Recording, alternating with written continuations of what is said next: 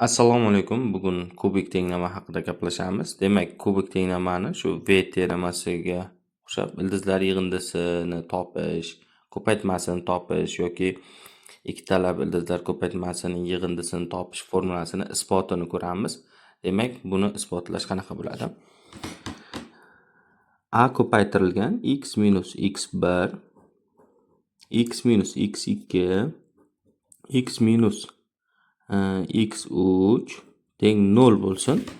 Demak, nimaga bunaqa qilib yozdik? Mana shunaqa tenglamani, mana shunaqa ko'rinishda yozib olsak bo'ladi. Agar ildizlari x1, x2, x3 bo'lsa, demak mana shu ko'rinishda yozib olsak bo'ladi. Demak, buni ochib chiqsak, a ko'paytirilgan mana x kub minus x1 plus x2 plus x3 shu ko'paytirilgan x kvadrat keyin qo'shilgan x1 x2 plus x2 x3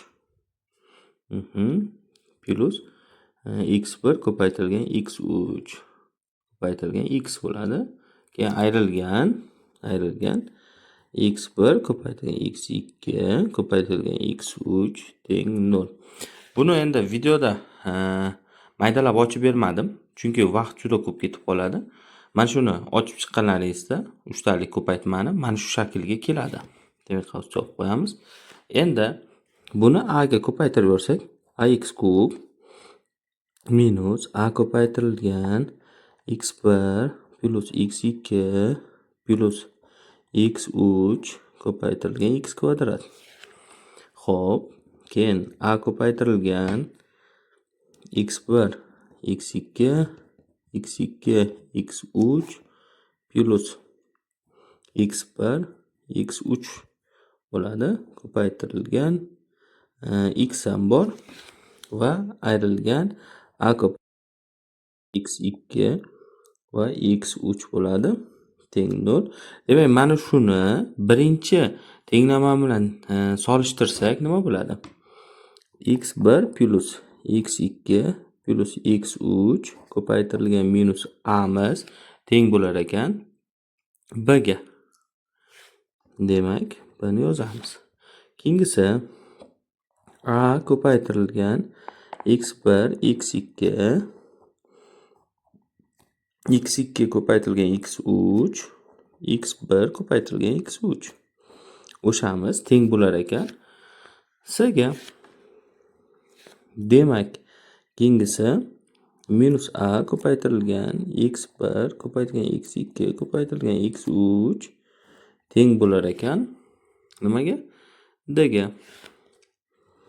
Demak, bu yerda nima qilamiz endi?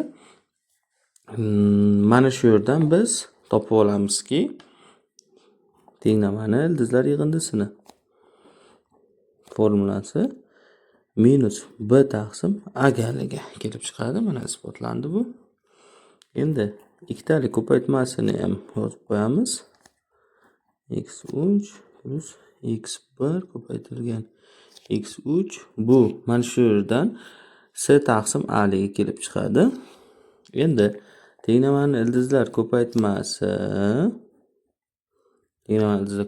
mana shu yerdan bizda minus d taqsim a ligi kelib chiqadi. Demak, tenglamamiz ildizlarni topish kubik tenglamani mana shunaqa bo'ladi.